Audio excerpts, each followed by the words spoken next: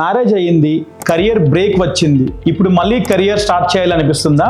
అయితే ముందు ఒక విషయం గుర్తుపెట్టుకోండి, కెరియర్లో బ్రేక్ వచ్చింది అంటే మీ టాలెంట్, నాలెడ్జ్, క్యాపబిలిటీ, పొటెన్షియల్ ఎక్కడికి పోలేదు. కొన్ని ఇయర్స్ గ్యాప్ వల్ల తగ్గింది ఒకటే, కాన్ఫిడెన్స్.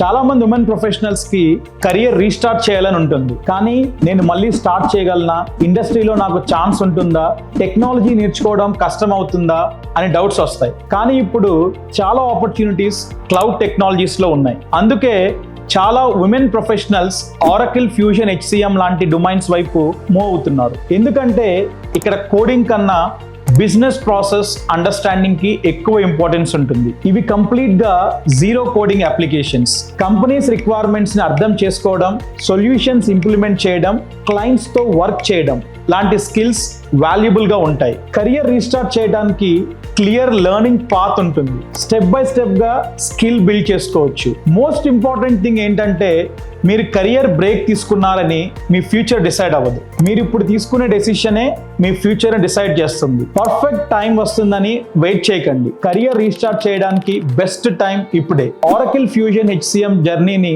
ట్రయోటెక్ తో స్టార్ట్ చేయండి.